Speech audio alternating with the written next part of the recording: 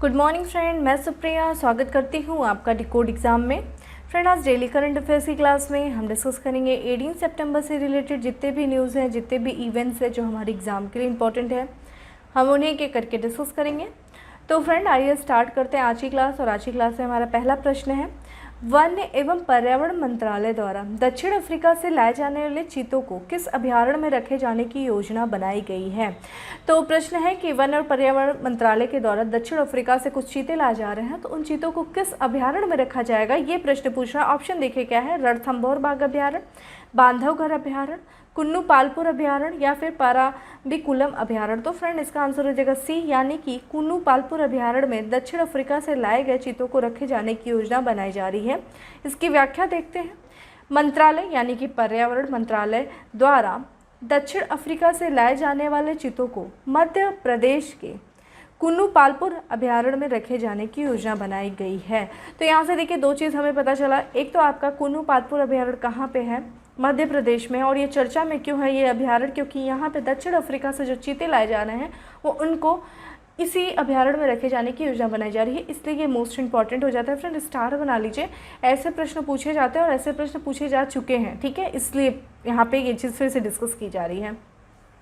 इस योजना के तहत दक्षिण अफ्रीका से 30 से 35 चीतों को लाया जाना है। गौरतलब है कि कुन्नू पालपुर अभयारण्य के साथ देश के 3 से 4 और अभयारण्यों में चीतों को रखने की योजना है, जिसमें मध्य प्रदेश के नोरदीही अभयारण्य, राजस्थान के भैंसोड़गढ़ अभयारण्य, ठीक है, इसमें शामिल है। तो ध्यान रखिएगा 30 से 35 जो चीते आएंगे उनको डिवाइड किया जाएगा कुछ पार्ट में, मतलब 7-8 चीते एक अभयारण्य में, 7-8 चीते एक अभयारण्य में।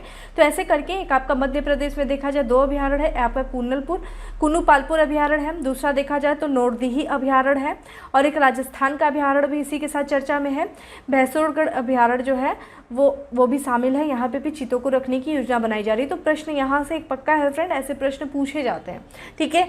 आपको या तो चर्चा में पूछ देगा क्यों है, ये भी पूछ सकता है जो चीते लाए जा रहे हैं किन किन अभयारण्यों में रखे जाने की योजना बनाई जा रही है, किसी एक अभयारण्य का भी नाम दे देगा या फिर तीनों का दे सकता है, या फिर ऐसे ही पूछेगा प्रश्न, लेकिन ऐसे प्रश्न पूछे जाते हैं, ठीक है, इसलिए काफ़ी इंपॉर्टेंट है।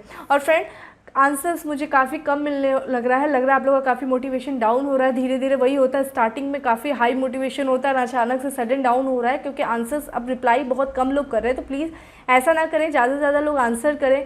आप लोग अप्रिसिएट करते हो, उस अप्रिसिएशन की जगह मुझे मेरे क्वेश्चंस के आंसर देंगे तो वो ज़्यादा मुझे अच्छा लगेगा। तो जो भी मैं क्लास के दौरान क्वेश्चंस कर रही हूँ उसके प्लीज़ आंसर करिए कमेंट बॉक्स में, इतनी मेरी रिक्वेस्ट है, क्योंकि आप लोग आंसर करते हैं तो वो मेरे लिए काफ़ी ज़्यादा मोटिवेशन रहता है, ठीक है। सो मेरी इस हम्बल रिक्वेस्ट कि आप लोग प्लीज़ कमेंट बॉक्स में आंसर करिए, ज़्यादा से ज़्यादा करिए, ठीक है। चलिए नेक्स्ट प्रश्न पे चलते हैं। नेक्स्ट है हमारा पे नाउ, जिसके साथ भारत ने यूनिफाइड पेमेंट इंटरफेस को यानी यूपीआई को जोड़ने की घोषणा की है, किस देश का भुगतान इंटरफेस है। तो ये पूछ रहा है कि जो भारत ने अपना यूपीआई जोड़ा है किसके साथ, पे नाउ, ये पे नाउ किस देश का भुगतान इंटरफेस है। तो ऑप्शन देखते हैं, सिंगापुर, फिलीपींस, मलेशिया या फिर इंडोनेशिया। तो फ्रेंड, इसका आंसर हो जाएगा ए, जो पे नाउ है भुगतान इंटरफेस ये सिंगापुर का है, ठीक है। और इसी के साथ साथ भारत ने यूनिफाइड पेमेंट इंटरफेस को जोड़ने की घोषणा की है। इसके बारे में देखें तो फास्ट पेमेंट सिस्टम को लिंक करने को लेकर आरबीआई यानी कि रिजर्व बैंक ऑफ इंडिया और मॉनेटरी अथॉरिटी ऑफ सिंगापुर के बीच एक करार हुआ है, ठीक है। यह लिंक जो है, यह लिंक सिस्टम जुलाई 2022 से प्रभावी होगा। तो ये अगली साल से ये जो दोनों देशों के बीच जो लिंक किया गया है, जो फास्ट पेमेंट सिस्टम को लिंक किया गया है, एक आपका पे नाउ है, दूसरा आपका यूपीआई है भारत का, पे नाउ जो कि सिंगापुर का है, यूपीआई जो कि भारत का है, इन दोनों के बीच जो लिंक किया गया है, ये इसका जो प्रभावी होगा वो अगले साल जुलाई 2022 से प्रभावी होगा। इसके तहत भारत का यूनिफाइड पेमेंट इंटरफेस और सिंगापुर का पे नाउ एक साथ जुड़ेंगे और इसके जरिए दोनों देशों के बीच फास्ट पेमेंट की सुविधा मिलेगी, ठीक है।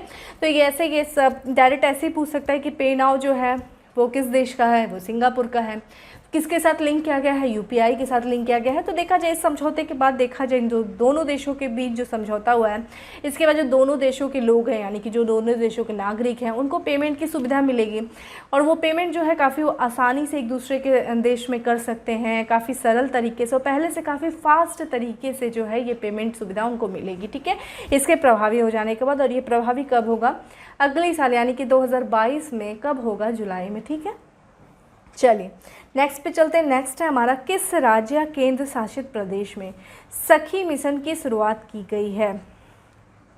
पंजाब, जम्मू कश्मीर, हरियाणा या फिर दिल्ली? तो फ्रेंड इसका आंसर है बी, यानी कि जम्मू कश्मीर में सखी मिशन की शुरुआत की गई। इसके बारे में देखें तो जम्मू कश्मीर के उपराज्यपाल मनोज सिन्हा ने एक ग्राम पंचायत एक डिजिटल भुगतान सखी मिशन की शुरुआत की है। तो इसका पूरा नाम क्या है सखी मिशन का? एक ग्राम पंचायत एक हो और एक ही डिजिटल भुगतान हो, इसको क्या कहा गया है? सखी मिशन कहा गया है। तो एक ग्राम पंचायत एक डिजिटल भुगतान सखी मिशन की शुरुआत किसने किया है? जम्मू कश्मीर के उपराज्यपाल कौन है? मनोज सिन्हा। ठीक है। इस मिशन का उद्देश्य जम्मू कश्मीर के दूर दराज के क्षेत्रों में डिजिटल बैंकिंग और वित्तीय सेवाओं को घर घर पहुंचाना है। तो एक तरीके से देखिए, एक तरीके से ये फाइनेंशियल इंक्लूजन जैसा है, वित्तीय समावेशन है। और वित्तीय समावेशन यानी कि जो जम्मू कश्मीर के जो दूर दराज के क्षेत्र हैं, जो रिमोट एरिया, जहाँ पे अभी तक बैंकिंग सुविधाएं नहीं पहुँच सकी, उन क्षेत्रों में, उन क्षेत्रों को लोगों को उन क्षेत्रों में बैंकिंग सुविधाएं पहुँचाना, वहाँ के क्षेत्रों के जो लोग हैं, जो दूर दराज क्षेत्रों के, जो रिमोट एरिया के क्षेत्रों के लोग हैं, उनको बैंकिंग सुविधा से लेस करना, उनको बैंकिंग सुविधाओं से जोड़ना, यही सखी मिशन का उद्देश्य है। ठीक है, तो ध्यान रखिएगा इस मिशन के बारे में।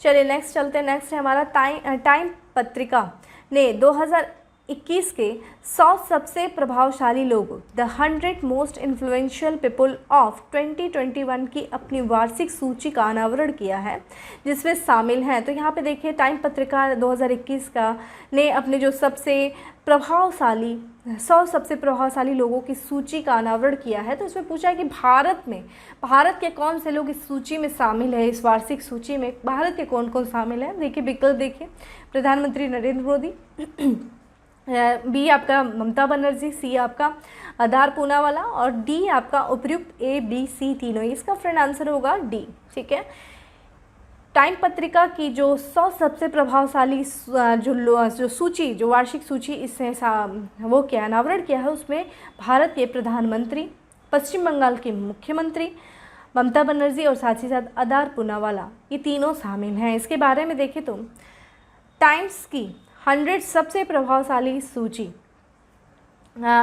प्रभावशाली लोगों की सूची में प्रधानमंत्री नरेंद्र मोदी, पश्चिम बंगाल के मुख्यमंत्री ममता बनर्जी और सीरम इंस्टीट्यूट ऑफ इंडिया के सीईओ आधार पूनावाला को शामिल किया गया। ठीक है, तो कौन कौन आपके यहाँ पे जो सबसे विश्व के जो सबसे प्रभावशाली लोगों में आपके प्रधानमंत्री, भारत में जो है भारत के प्रधानमंत्री हैं, पश्चिम बंगाल के मुख्यमंत्री और साथ ही साथ सीरम इंस्टीट्यूट ऑफ इंडिया के सीईओ जो है आधार पूनावाला को शामिल किया गया है।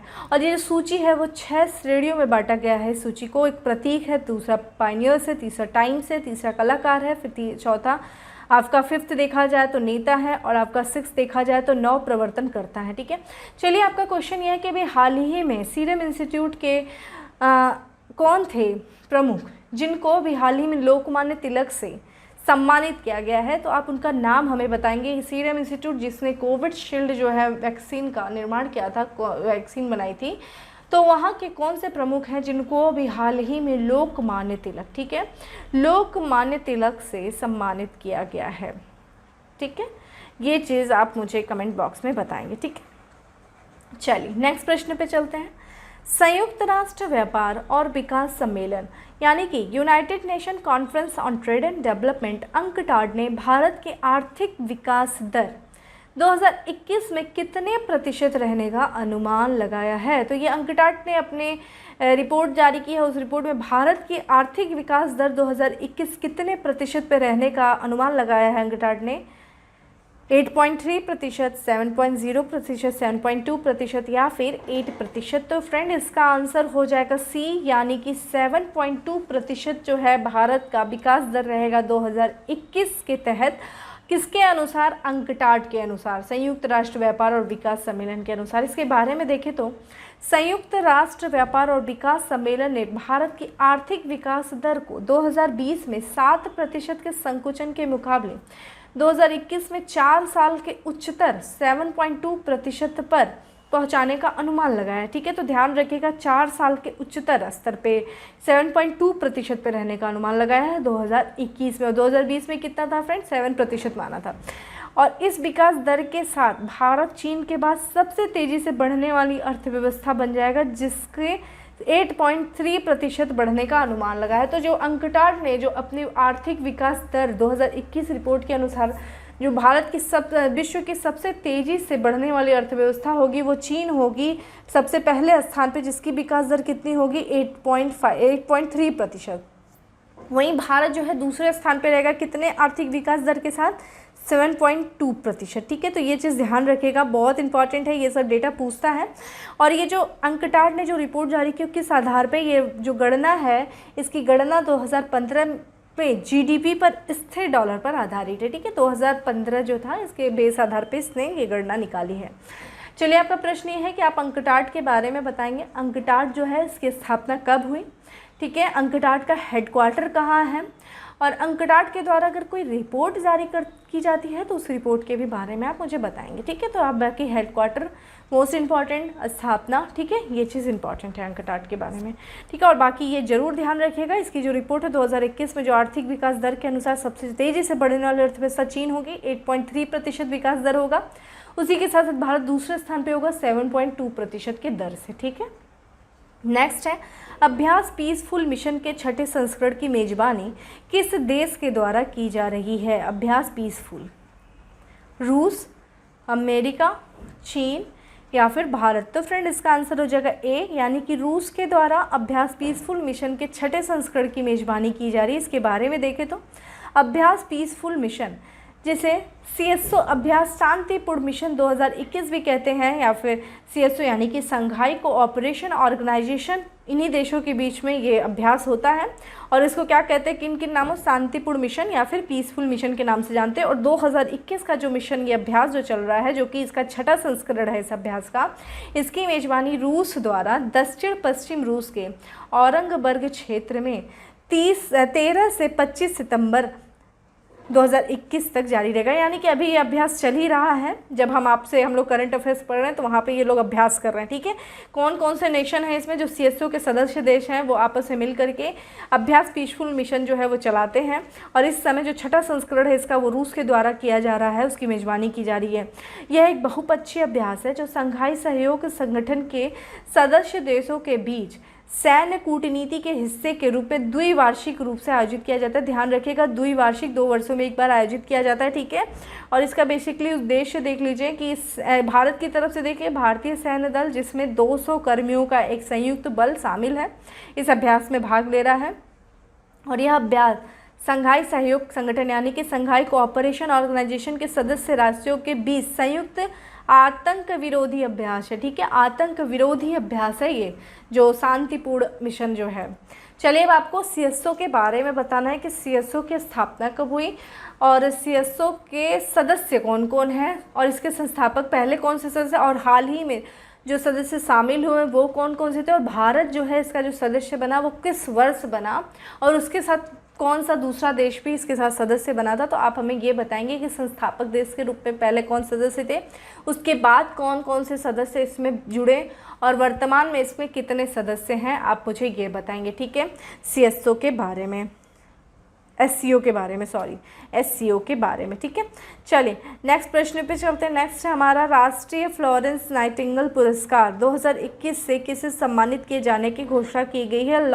राष्ट्रीय फ्लोरेंस नाइटिंगेल पुरस्कार सौम्या स्वामीनाथन, भानुमति घिवला, दीप्ति नवल, जानकी बल्लभ। तो फ्रेंड इसका आंसर हो जाएगा बी। ठीक है, यानी कि भानुमति घिवला को राष्ट्रीय फ्लोरेंस नाइटिंगेल पुरस्कार से सम्मानित किया जा रहा है। फ्रेंड फ्लोरेंस नाइटिंगेल, जिसे हम लेडी ऑफ लैम्प के नाम से जानते हैं, लेडी ऑफ लैम्प के नाम से जानते हैं फ्लोरेंस नाइटिंगेल को। और फ्रेंड ये नर्स थे और इनके सेवा, समर्पण और त्याग के आगे इनके आगे पूरा जो विश्व है ना वो नतमस्तक था। और इनका जो जन्म दिवस के अवसर पे यानी कि 15 मई, इनके जन्म दिवस के अवसर पर प्रत्येक वर्ष अंतर्राष्ट्रीय नर्स दिवस मनाया जाता है। ठीक है, तो ध्यान रखिएगा, जो नर्स होती हैं उनके त्याग, उनके बलिदान के लिए जो फ्लोरेंस नाइटिंगेल अवार्ड दिया जाता है, और इसी में जो राष्ट्रीय फ्लोरेंस नाइटिंगेल अवार्ड है वो मिला है आपको भानुमति जी को मिल रहा है। तो ये देखा जाए, फ्लोरेंस नाइटिंगेल अवार्ड गुजरात के sir Sayaji Rao general hospital की नर्स भानुमति घिवला को दिए जाने की घोषणा की गई है। इन्होंने कोविड-19 पॉजिटिव गर्भवती महिलाओं की डिलीवरी के साथ साथ शिशु देखभाल में प्रभारी भूमिका निभाई है। तो ध्यान रखिएगा, जो महिलाएं गर्भवती थी और उनको कोविड-19 से वो पॉजिटिव थी, उनको कोविड भी था, उसके साथ साथ वो गर्भवती भी थी, तो उन महिलाओं की इन्होंने देखभाल किया, अपने त्याग से, अपने समर्पण से इन्होंने देखभाल किया। और साथ ही साथ जो बच्चे थे उनकी भी देखभाल करने में जो इन्होंने प्रभावी भूमिका निभाई है, उस भूमिका के लिए इनको राष्ट्रीय फ्लोरेंस नाइटिंगेल अवार्ड से सम्मानित किया जा रहा है। फ्लोरेंस नाइटिंगेल पुरस्कार भारतीय नर्सिंग परिषद के द्वारा दिया जाता है और परिषद जो है स्वास्थ्य एवं परिवार कल्याण मंत्रालय के तहत एक वैधानिक एजेंसी है। ये स्टार कर लीजिए, ऐसे प्रश्न पूछते हैं, ठीक है। चलिए नेक्स्ट पे चलते हैं। हाल ही में किस राज्य के पर्यटकों के साथ दुर्व्यवहार को संज्ञेय अपराध बताया? तो किस राज्य ने एक विधेयक पास किया, उस विधेयक के अनुसार जो पर्यटकों के साथ दुर्व्यवहार को संज्ञेय अपराध बनाया गया है। ये कौन सा राज्य है या केंद्र शासित प्रदेश है? हिमाचल प्रदेश है, उत्तराखंड है, पंजाब है या फिर राजस्थान है? तो फ्रेंड इसका आंसर हो जाएगा डी, ठीक है। राजस्थान की सरकार ने अगर किसी ने पर्यटकों के साथ कोई दुर्व्यवहार किया तो उसको संज्ञेय अपराध माना जाएगा। तो एक तरीके से वहाँ की जो सरकार है वहाँ पे पर्यटन क्षेत्र को बढ़ावा देने के लिए इसको यानी कि जो पर्यटकों के साथ दुर्व्यवहार है उसको संज्ञेय अपराध बताया। तो इसके बारे में देखा जाए तो राजस्थान सरकार ने राजस्थान पर्यटन व्यापार सुविधा और विनिमय 2010 में एक नई धारा जोड़ी है। वो नई धारा क्या है? 27A। और इसी नई धारा के तहत देखा जाए तो राजस्थान में पर्यटकों के साथ दुर्व्यवहार को संज्ञेय अपराध और जमानती बना दिया गया है। और इसी के साथ अपराध की पुनरावृत्ति होने पर गैर जमानती धाराओं में आरोपित के खिलाफ मामला दर्ज होगा। ध्यान रखिएगा, इसमें अगर एक तो वहाँ की सरकार पर्यटन को बढ़ावा देना चाह रही है और अगर कोई पर्यटक आता है और उसके साथ कोई दुर्व्यवहार किया जाता है तो उससे उनका जो पर्यटन जो क्षेत्र है वो काफ़ी प्रभावित होता है। इसलिए उन्होंने अपने जो पर्यटन व्यापार है, राजस्थान पर्यटन व्यवहार सुविधा और विनिमय 2010 में उन्होंने धारा 27A जोड़ दिया है। इसके तहत अगर कोई पर्यटक के साथ दुर्व्यवहार करता है तो उसको अपराध माना जाएगा और अगर वो पहली बार करता है तो जमानती होगा, जमानत आप ले सकते हैं। लेकिन अगर उसी ने फिर से उस कृत्य को, उस दुर्व्यवहार को मतलब दोहराता है तो वो क्या हो जाएगा? वो जमानती धाराओं में, गैर जमानती धाराओं में क्या हो जाएगा? वो आरोपित के खिलाफ जो मामला दर्ज होगा, ठीक है। तो अगर उस कृत्य को फिर से दोहराया जाएगा तो वो उसके खिलाफ, आरोपित के खिलाफ गैर जमानती धारा के तहत उसके जो है मामला दर्ज किया जाएगा, ठीक है। तो ये चीज़ ध्यान रखिएगा। और बाकी का पर्यटकों के साथ दुर्व्यवहार करने वालों के खिलाफ कड़ी कार्रवाई की जाएगी। इसके लिए विधानसभा ने राजस्थान पर्यटन व्यवस्था संशोधन विधेयक 2021 पारित किया है, ठीक है। चलिए नेक्स्ट प्रश्न पे चलते हैं। नेक्स्ट है हमारा, किस संस्था के द्वारा भारत में शहरी नियोजन क्षमता में सुधार पर रिपोर्ट जारी की गई है? तो किस संस्था के द्वारा भारत में शहरी नियोजन क्षमता में सुधार रिपोर्ट जारी किया गया है? आरबीआई के द्वारा, नेशनल हाउसिंग बैंक के द्वारा या फिर नीति आयोग के द्वारा या फिर एडीबी के द्वारा? तो फ्रेंड इसका आंसर हो जाएगा सी, यानी कि नीति आयोग के द्वारा भारत में शहरी नियोजन क्षमता में सुधार की रिपोर्ट जारी किया गया। इसके तहत देखा जाए तो नीति आयोग द्वारा 17 सितंबर 2021 को भारत में शहरी नियोजन क्षमता में सुधार पर एक रिपोर्ट जारी की गई है। ये ध्यान रखिएगा, बस ये पूछ सकता है कि किसके द्वारा ये रिपोर्ट जारी किया गया है, यहाँ पे स्टार कर लीजिए। इस रिपोर्ट में आयोग के जो उपाध्यक्ष हैं, यानी कि नीति आयोग के उपाध्यक्ष फ्रेंड कौन है? राजीव कुमार है। और जो रक्षा मंत्री हैं धर्मेंद्र प्रधान द्वारा इस रिपोर्ट को जारी किया गया है। और नीति आयोग ने अक्टूबर 2020 में भारत में शहरी नियोजन शिक्षा में सुधार से संबंधित सलाहकार समिति भी गठित की थी। ये भी चीज़ इंपॉर्टेंट है। इस रिपोर्ट में देखा जाए तो स्वास्थ्य सुविधा से लैस शहर, मतलब जहाँ पे वो ऐसे शहरों के बारे में बात किया गया जहाँ स्वास्थ्य सुविधाएं काफ़ी लैस हो, अच्छे हॉस्पिटल्स हो और हॉस्पिटल्स तक लोगों की पहुँच भी हो, ठीक है, ऐसी चीज़ें। दूसरा, शहरी सुविधा के अधिकतम इस्तेमाल, जो भी शहरी सुविधा है उसका, शहरी भूमि है उसका अधिकतम इस्तेमाल हो रहा हो।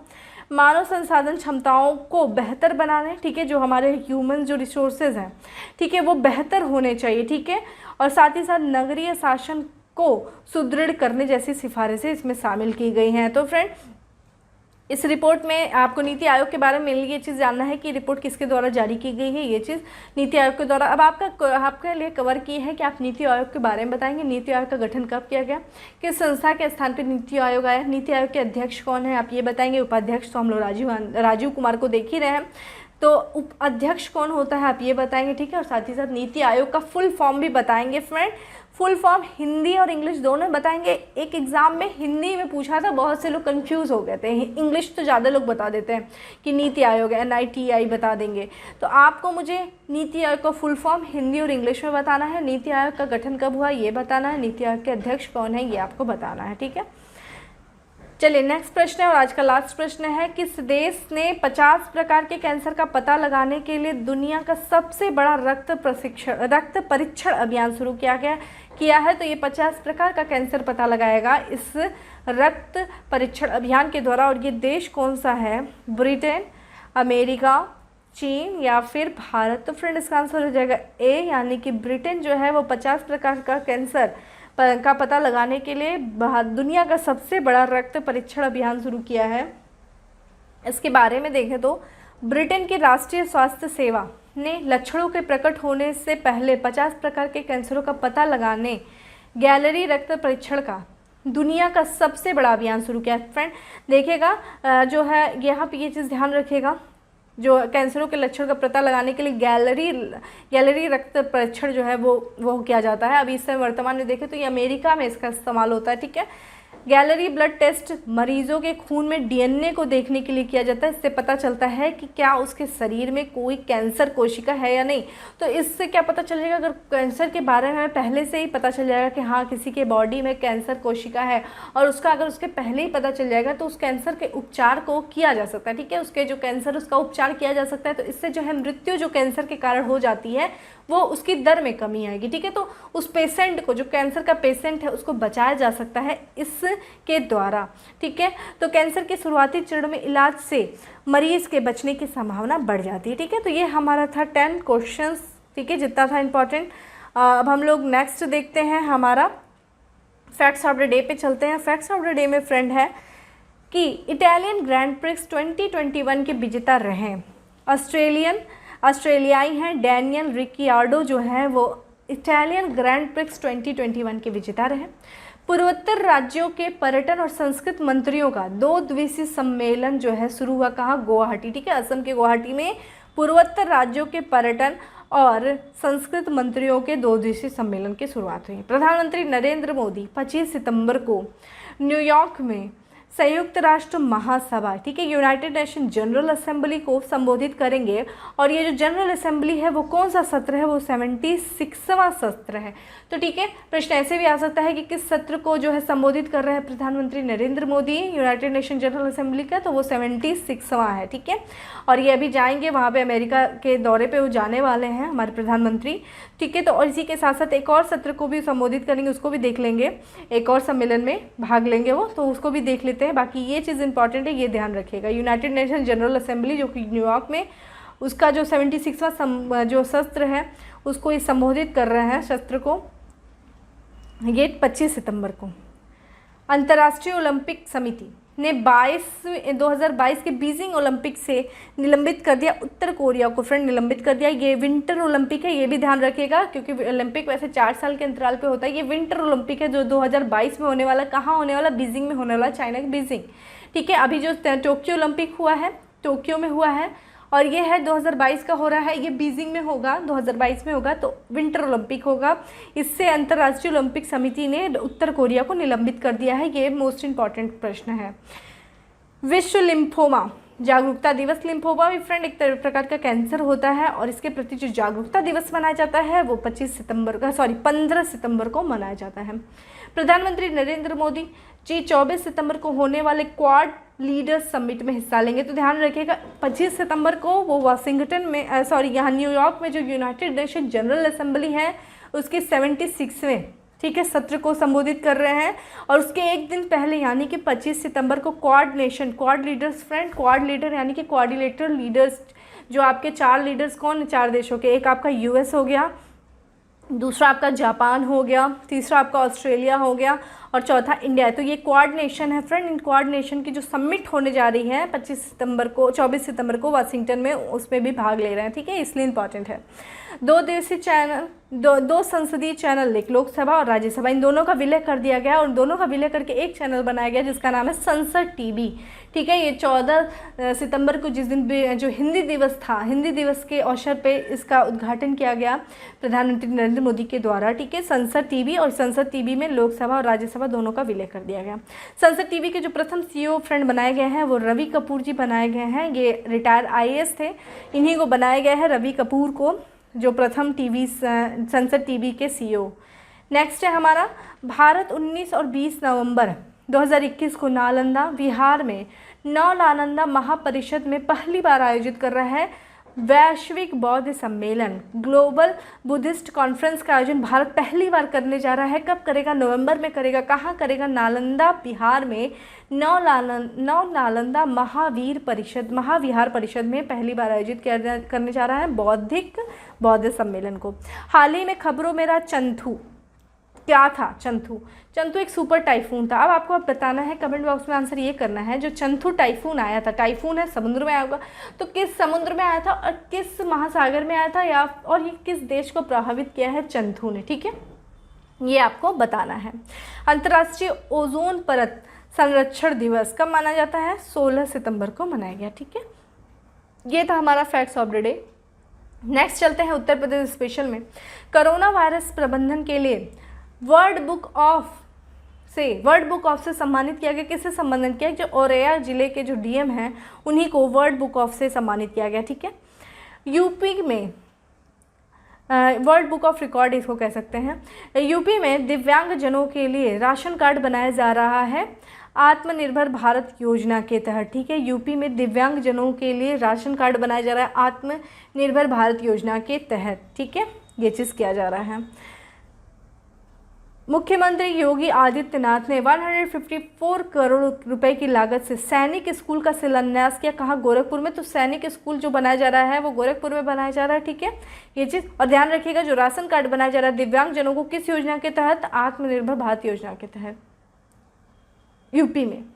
फिर है अयोध्या यूपी में 84 कोशी परिक्रमा मार्ग को राष्ट्रीय राजमार्ग घोषित किया गया है। प्रश्न आपको ये देखिए, यहीं से आपको क्वेश्चन है कि कौन सा राष्ट्रीय राजमार्ग, ठीक है, कौन सा नेशनल हाईवे। हम लोगों ने इसके पहले चर्चा किया था, आपको आंसर बताना है कि 84 कोशी परिक्रमा को जो राष्ट्रीय राजमार्ग घोषित किया गया उसका नाम क्या है, कौन सा नेशनल हाईवे है। तो इस परिक्रमा मार्ग में कौन से 3 जिले कवर करेगा? बाराबंकी, गोंडा, बस्ती, मोस्ट इंपॉर्टेंट। ठीक है, बाराबंकी और आपका गोंडा और बस्ती। ये आपका एंटी ड्रोन टेक्नोलॉजी के लिए साइबर सुरक्षा समाधान खोजने के लिए प्रौद्योगिकी नवाचार केंद्र लॉन्च किया गया। किस संस्था के द्वारा लॉन्च किया गया? IIT कानपुर के द्वारा लॉन्च किया गया एंटी ड्रोन टेक्नोलॉजी के लिए साइबर सुरक्षा समाधान खोजने के लिए प्रौद्योगिकी नवाचार केंद्र। ठीक है, तो फ्रेंड इस तरीके से था हमारा आज का करंट अफेयर्स। और फ्रेंड मेरी रिक्वेस्ट है, प्लीज़ आप लोग कमेंट बॉक्स में आंसर करिए। देख रही हूँ धीरे धीरे काफ़ी कम आंसर हो रहे हैं, तो ऐसे नहीं चलेगा। ज़्यादा से ज़्यादा लोग थोड़ा सा कमेंट करो, आंसर करो। ठीक है, लाइक करो, वीडियो को शेयर करो फ्रेंड।